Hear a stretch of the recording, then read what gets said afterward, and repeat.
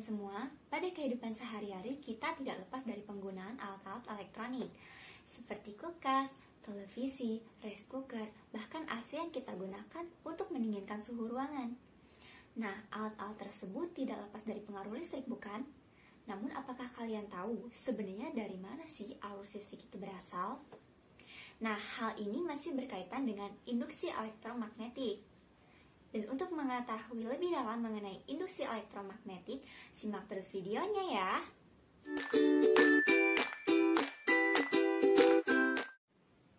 Assalamualaikum warahmatullahi wabarakatuh. Tabi pun, perkenalkan nama saya Putri Adelaida dari kelas 12 MIPA 7. Apa kabar teman-teman semuanya? Semoga teman-teman semua selalu dalam keadaan baik ya.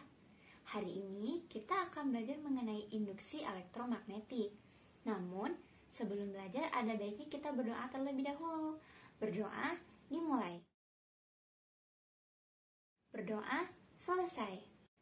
Nah, sebelumnya kita sudah mengetahui bahwa terciptanya arus listrik tidak lepas dari yang namanya proses induksi elektromagnetik. Sebenarnya apa sih proses induksi elektromagnetik itu? Induksi elektromagnetik adalah proses ketika konduktor yang diletakkan di suatu medan magnet yang bergerak atau berubah yang menyebabkan terproduksinya volta di sepanjang konduktor. Proses induksi elektromagnetik ini akan menghasilkan arus listrik. Michael Faraday merupakan ilmuwan yang menemukan fenomena ini pada tahun 1831, sedangkan James Clerk Maxwell merupakan ilmuwan yang mendeskripsikannya secara matematik sebagai hukum induksi Faraday. Faraday menyatakan bahwa gerak gaya listrik pada rangkaian tertutup sama dengan negatif rate perubahan fluks magnetik terhadap waktu di dalam rangkaian. Sebelum mengetahui lebih lanjut, kita harus memahami dulu apa itu sebenarnya fluks magnetik. Fluks magnet adalah jumlah garis medan magnet yang menembus suatu luasan tertentu.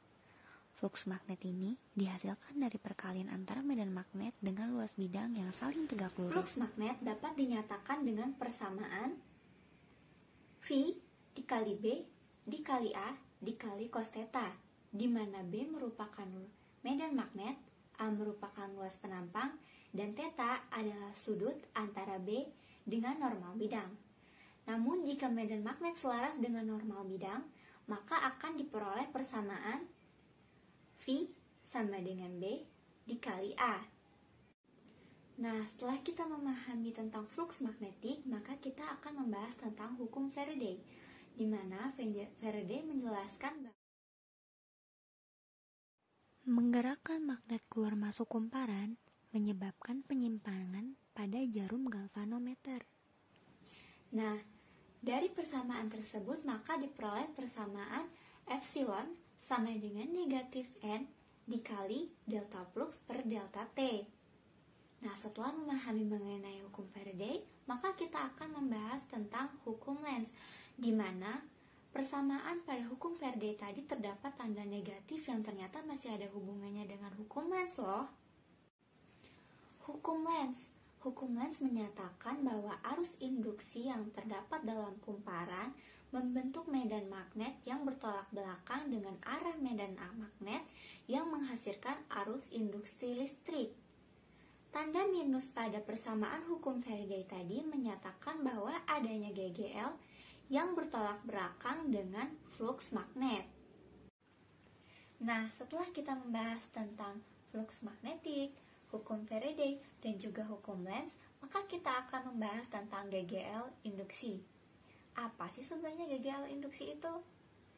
GGL induksi adalah beda potensial yang timbul di ujung-ujung kumparan karena proses induksi elektromagnetik.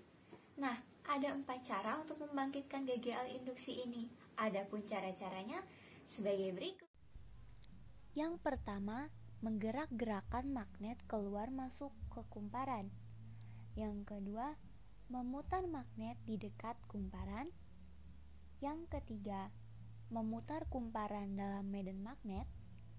Yang keempat, memutus sambungkan arus listrik searah yang melalui kumparan untuk menginduksi kumparan yang ada di dekatnya.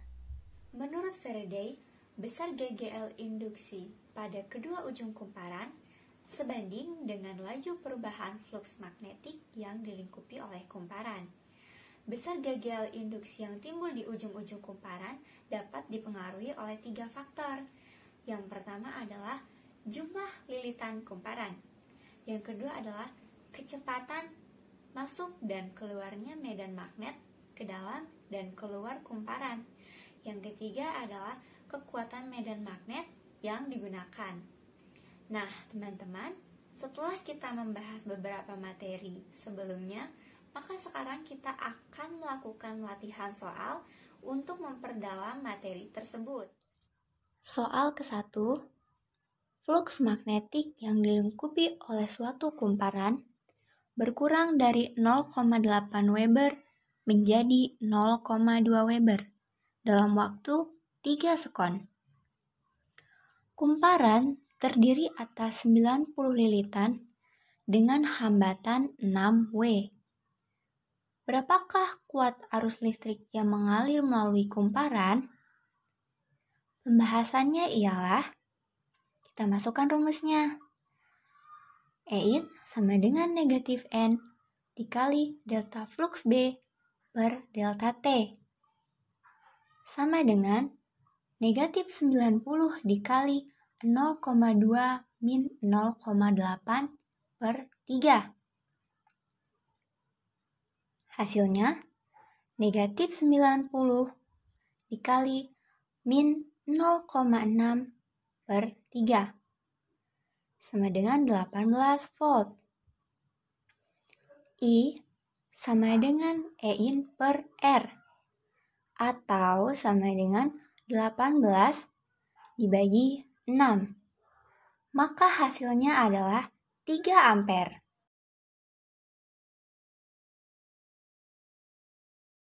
Contoh soal 2. Suatu kumparan dengan 200 lilitan dalam waktu 0,1 detik mengalami perubahan fluks magnet sebesar 2 dikali 10 pangkat min 3 Weber. Besar GGL induksi yang timbul pada ujung-ujung kumparan adalah, pembahasannya ialah, diketahui N sama dengan 200, delta T sama dengan 0,1 detik. Delta flux sama dengan 2 dikali 10 pangkat min 3 Weber. Nilai GGL induksi ditentukan dengan hukum Faraday. Kita masukkan rumusnya. E sama dengan N delta flux per delta T. Sama dengan E sama dengan 200 dikali 2 dikali 10 pangkat min 3 dibagi 0,1. Maka diperoleh GGL induksi sebesar 4 volt. Contoh soal selanjutnya. Sebuah kumparan memiliki jumlah lilitan 1000 yang mengalami perubahan fluks magnetik dari 9 dikali 10 pangkat min 5 Weber menjadi 3 dikali 10 dalam selang waktu 10 menit. Tentukan GGL induksi yang timbul. Pembahasannya ialah, diketahui N sama dengan 1000. Delta flux sama dengan 3 dikali 10 min 9 dikali 10 pangkat 5 sama dengan min 6 dikali 10 pangkat min 5 Weber. Delta T sama dengan 10 meter per sekon atau sama dengan 0,01 sekon atau 10 pangkat min 2 sekon. GGL yang ditanya adalah GGL induksi, maka kita masukkan rumusnya. E sama dengan negatif N dikali delta flux per delta T.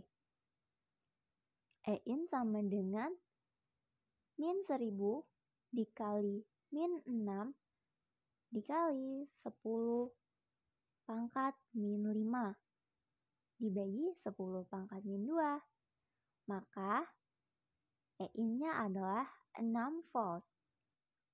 Atau GGL induksinya adalah sama dengan 6 volt. Soal yang keempat.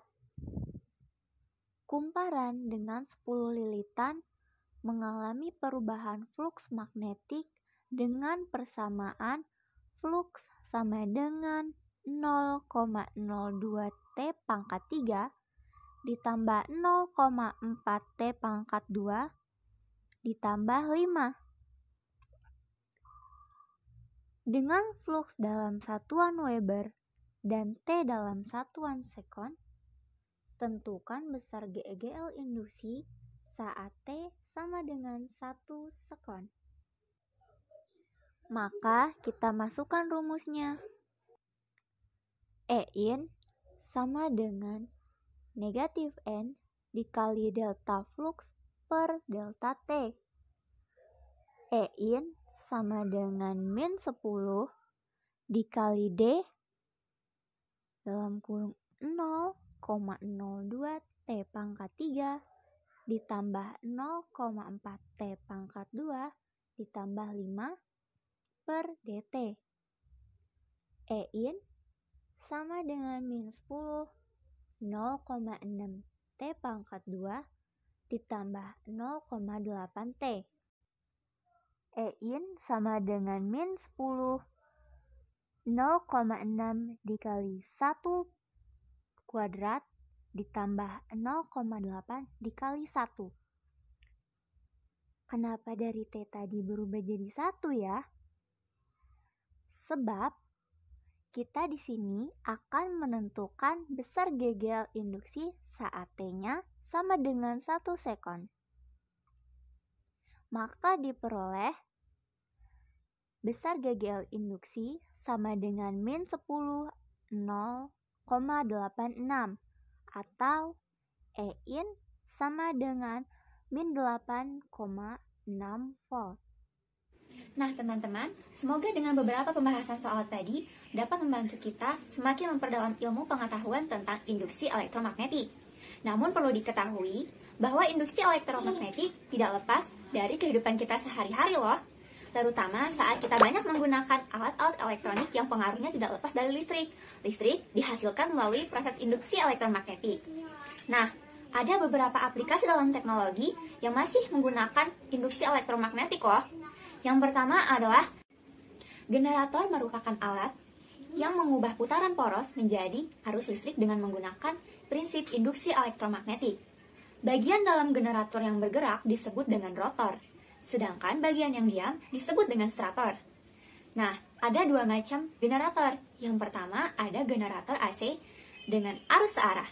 Yang kedua ada generator DC dengan arus bolak-balik. Yang kedua ada dinamo. Dinamo merupakan alat yang cara kerjanya berkebalikan dengan generator. Dinamo mampu mengubah arus listrik menjadi putaran poros yang mampu menggerakkan suatu alat. Contohnya, dinamo pada kipas angin. Transformator adalah alat yang mampu menaikkan dan menurunkan tegangan listrik. Transformator dibagi menjadi dua, yaitu transformator step up dan transformator step down, di mana transformator step up digunakan untuk menaikkan tegangan listrik, sedangkan transformator step down digunakan untuk menurunkan tegangan listrik. Nah, pada transformator ideal, energi listrik yang masuk ke dalam kumparan primer akan diteruskan sepenuhnya ke kumparan sekunder. Hal ini mengakibatkan efisiensi transformator menjadi 100%, sehingga secara sistematis dapat dituliskan sebagai berikut. Wah, ternyata fisika sangat dekat dengan kehidupan kita ya. Teman-teman, perjumpaan kita sampai di sini dulu ya. Jangan lupa untuk banyak belajar dan selalu membaca buku. Dah. Oke.